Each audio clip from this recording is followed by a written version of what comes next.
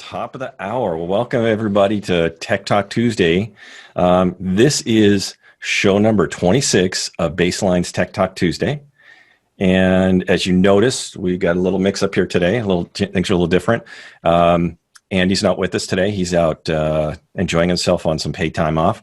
I'm Dan Conger. I'm Baseline's training manager. With us, we have Chris Wright, the VP of Sales. And our special guest is Frankie Corado from Support. Welcome, Frankie. Glad you're here. Right. Yeah. Very good. With Andy gone, that means we get to say whatever we want about him. Oh, that slacker. I can't believe he's not. Oh, guy. Who does he think he is? Yeah. All right. What do we got in store today, Dan? Well, before we do that, I want this is a good time to remind people that this will be recorded, and then all the previous Tech Talks are on YouTube. So look for this and other tutorials that I've created on YouTube under Baseline Web Training. It's all one word, no spaces in there. So what we have on tap for today is why we have Frankie on, is we're going to talk about Frankie's top 3 support issues that he's seen over his career baseline. So he's going to share some of the 3 most prevalent, perhaps even the 3 most significant issues that you've seen across your time. So the one that we kind of talked about in prep was overcurrent and overcurrent issues. So would you describe to us some of the symptoms and what somebody might see if they have an overcurrent issue with their system? The first symptom you're going to see is a message on the screen that says overcurrent with a countdown. Mm-hmm. Depending on what version of code you're on, it'll either shut down your 2-wire path, or it's going to keep trying every 2 minutes to try to test your wire path. And that presents a yellow box or pop-up on the display of the controller, right? Correct. Yeah, you'll have a yellow screen. Yellow and red on the 3200, and then of course just black and white on the 1000. Correct. Nice. Now, how does it show up in Base Manager? You do get a message that says, 2-wire overcurrent right on the screen. So right under Quick View. And just for clarification purpose, this is only on 2-wire systems. This does not happen. And we have to be something pretty wild to happen on a conventional wire system. Yeah, usually your board has to pretty much get fried before you get a 2-wire overcurrent on a conventional system. So. Way more common to see this on 2-wire systems. Okay. Yes. So they're seeing this. They're seeing this message, and what can they just clear the message like they can clear other errors and then just keep running? 10% of the time that might work, depending on the type of overcurrent you're having. But most of the time, no. You need to disconnect the wire path, retest something, and see if the message comes back or not. All right. So you got to resolve this issue before you move on. So what are some of the causes that you see that are related to overcurrent? Bad wiring. If we have like a nick in the wire and we have corrosion in there, that can cause an overcurrent. Mm-hmm. A device that's gone haywired, either a moisture sensor or a decoder, or sometimes just bad splicing in general can cause overcurrents. Valve boxes that get filled up with water and we have a bad splice, that can cause a temporary overcurrent where you'll see it at one point, but you might not see it the next day. Mm-hmm. Just different types of overcurrents. And it's typically a short that's in the wire path, correct? Yeah, correct. Black and the red essentially are touching each other. Mm-hmm. Right, because it can happen through conductivity through the water or through a physical short that's happening in the device. Correct. Right, because out of those 4 examples you counted, 3 of them were related to wire and 1 of them was related to device. So even just by what you said, that's 25% is device related, and my experience from what I've seen in the field is it's definitely skews higher towards wire related issues. So let's talk about that just real briefly. So you said a nick in the wire. So what happens if the wire is nicked? So I've got one of my splices, my little test splices here. So what happens if this is nicked or if it's nicked along this wire path? What can happen there?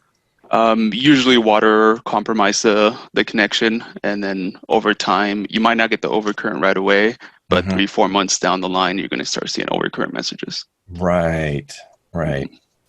Yeah, and I think that's always the trick, right? It's like, well, it works okay today. Yeah, that's today. What's going to happen months or years down the line?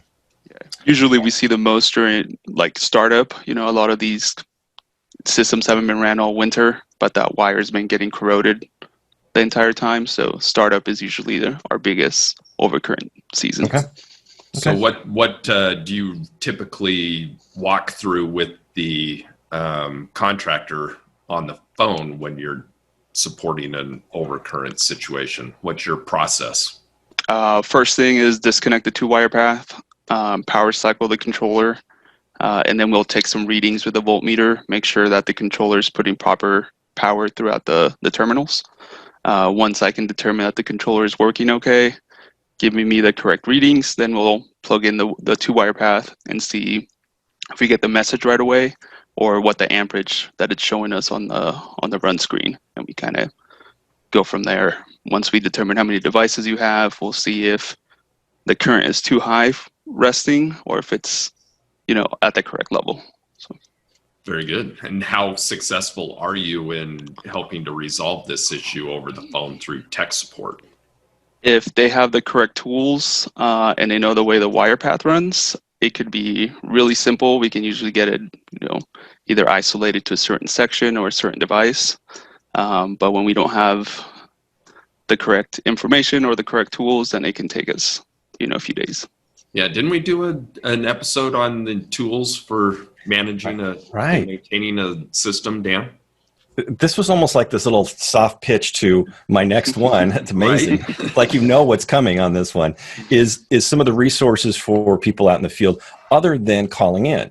So one of them is we did one of our earlier Tech Talk Tuesdays was on troubleshooting. And that's of course recorded on YouTube. So that talks about overcurrent and other issues. It's kind of broad, but I've also did I think it's about an 8-minute tutorial on YouTube as well under the troubleshooting playlist that's just on overcurrent, right? So I've laid out a wire path and it's a mock-up and I go through finding that one.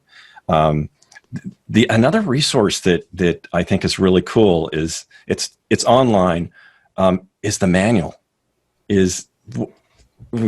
So many of us get the manual, myself included. You're like, whatever, and you toss it aside. I don't need this. That manual, man, there's so much information in there. There's a section on overcurrent troubleshooting, and there's little diagrams and everything. And it's like, man, use it. So you don't have to have the paper copy. Just keep a PDF. That works too. So those are all resources that people have that are available to do those. So those are, if you have a different timeline than Frankie. So let's say you're in a different time zone, right? And it's like you never catch them at the right time.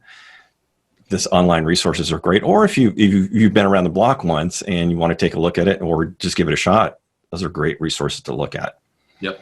Yeah, all those resources, they're intended to help flatten that support curve that tends to peak, obviously during peak irrigation season. Yeah. So utilizing those resources is a good way to help you and help baseline be successfsll. So awesome. Real soon, West Coast is going to have support all to themselves, and the East Coast is going to they're going to be under snow, and we'll still be running. All right. Unfortunately. Okay, cool. The other one that you talked about was a device communication error. Wow, device. So why don't you just let's define it and give some symptoms on a device communication error. So device communication error just means that the controller cannot communicate to that specific decoder. So like on a 1000, it'll say no reply, which it's the same pretty much error on the 3200, which is the comm error, the communication error. Now, just bicoders or bicoders, or does it pretty much any device? Any device that's assigned to the system that it can't communicate to. So sensors, decoders, R boards, depending on your setup. So it can't communicate with it. So that could be a couple of broad reasons why it can't communicate. Let's dig into that one. So there's two categories I can think of, but I'm curious to what you run into. Usually 95% of the time, it's either an issue with the wire path, right? We have either a cut in the wire, or we're losing too much voltage somewhere in the wire path that the controller can't communicate to the specific device. Mm-hmm. We do have, once in a while, it is the decoder or the specific sensor that has gone bad. The easiest way to isolate would just grab that decoder, bring it to the controller, plug it in directly. If the decoder tests okay, then 100% you have a wire path issue at that point. But then I got to cut the splice and I got to resplice it. I'm like, well, yeah. But I've always liked that technique, because it's just about anybody can do it. If you can cut the splice and disconnect the wire path and just have that the only thing there, you'll immediately know that it's probably not the device and it's probably the communication path there. Yeah, I mean, one of the most calls that we get is, we got 5 new decoders and we can't find them when we do a search. And then our first question is, did you take the old decoder back to the controller? And then, like I said, 90% of the time it works. Oh, interesting. Okay. So it can't find the decoder. And so it's a splice. Now, is it a splice that is completely broken, or is it a splice that's connected and it's kind of weird? Either one. I mean, sometimes it's, not the correct DBR-Ys on the splices, so it stops communicating that way. Sometimes it's a section of wire that might have got damage. Mm-hmm. And, over time it got corroded and it can't communicate anymore. Or the black wire got nicked and we're just dumping voltage straight into the ground. Mm. Okay.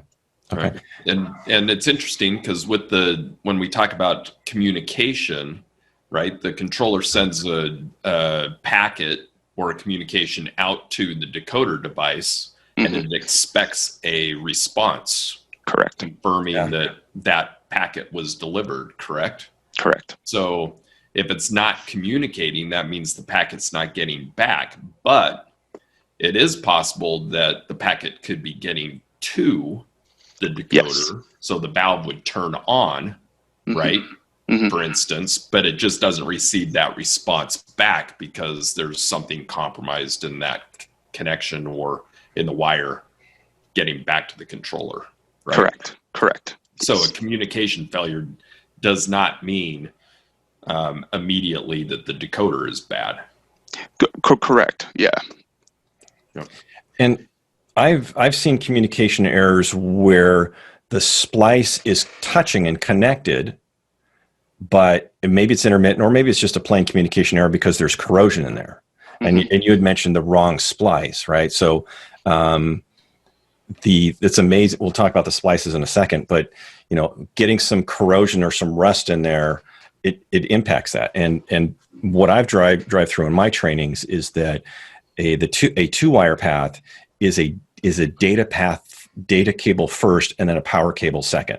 Correct. Conventional wire, we're so used to just dumping 24 volts and it opens or it doesn't. But do that with your computer cable or your Cat 6, you're not going to it won't work the way you expect. Exactly. So some of the resources we have for people apart from support, which we'll come back to support in a second, is we've got some, since it's all about splices, right? The majority of this is about splices or wire path integrity. So the information that I think is good on this one is on the baselinesystems.com webpage under the support, under spec documents, pardon me, but it's under the support tab. There's a great splice info, right? So looking at the support docs on that one, since we recommend 3M DBRY-6 splices or equivalent, which there really aren't too many equivalents, 3M is a great resource for splice information, right? So do the splice correctly. That's probably one of the big things. And then at baseline.learnupon.com, which is our training portal, there is an installation training course that walks through the splice procedures and the steps on a clean wire path. So essentially what we're saying is have a good installation and avoid these problems in the I'll just avoid the problems to start with. Yep. So before we move on from this subject, Tom Campbell brought up a good point in chat. We could have device communication errors that are wire path related, but we could also have device communication errors that are, for instance, 3200 to substation communication error. So how do we address that? Oh, nice. Typically, that means that the substation stopped communicating with the 3200 somehow, or we have like a board issue also with the system. So again, it's still, depending on the error message, we'll troubleshoot it just like we do a controller, how much power we're getting out of the system, and then start looking for where we're losing the voltage on the wire path.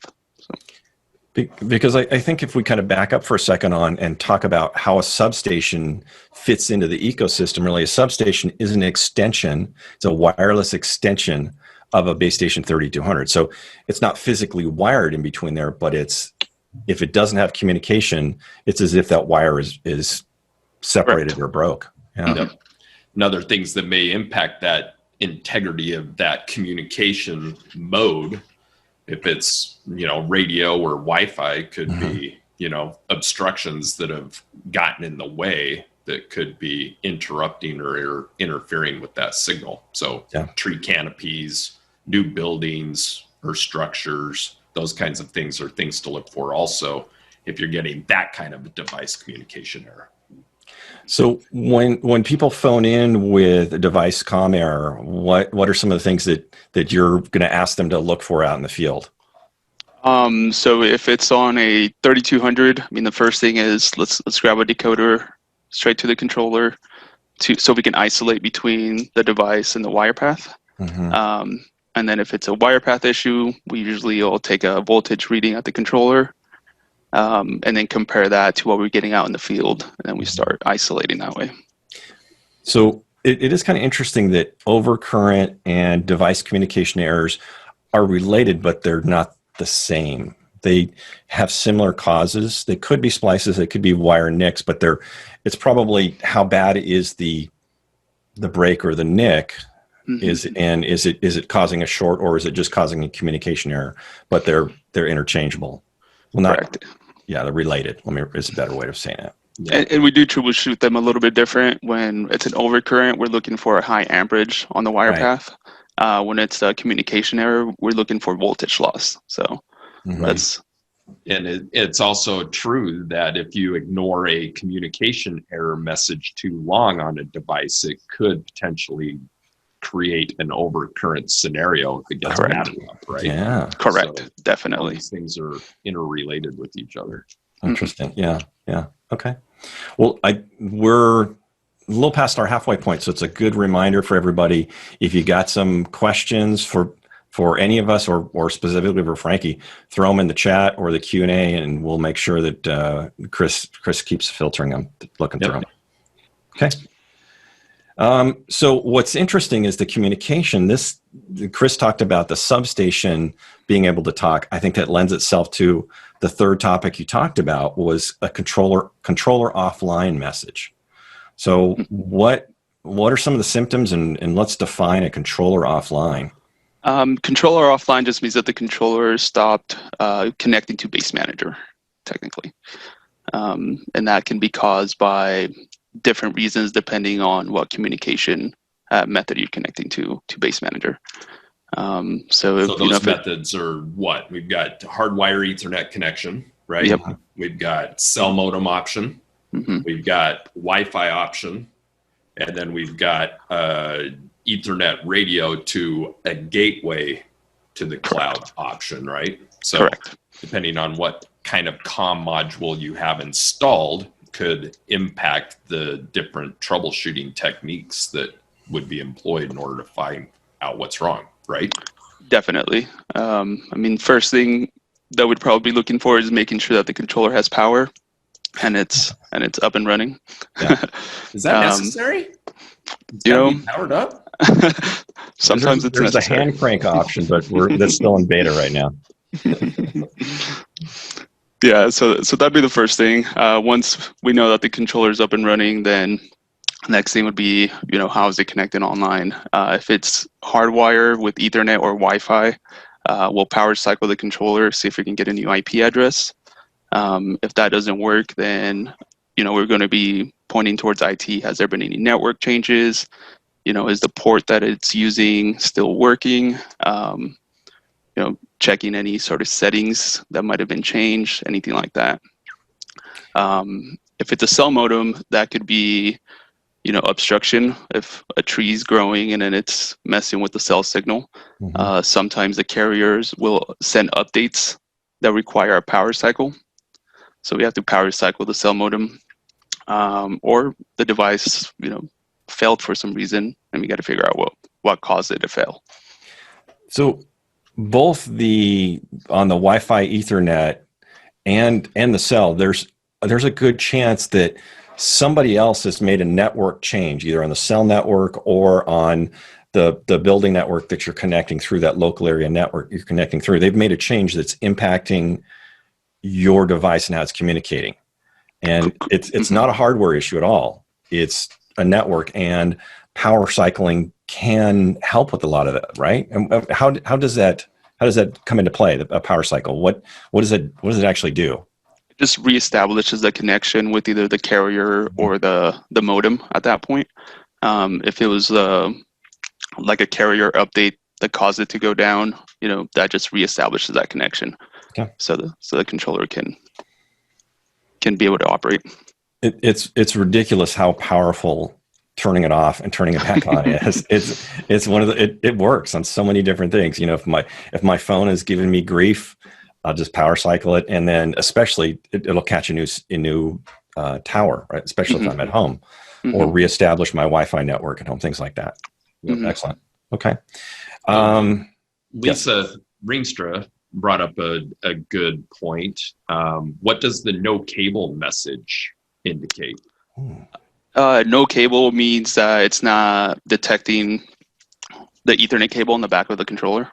So that could be either an issue with the Ethernet port on the display itself, or we can have an issue with the actual Ethernet cable coming from the cell modem or the radio to the controller.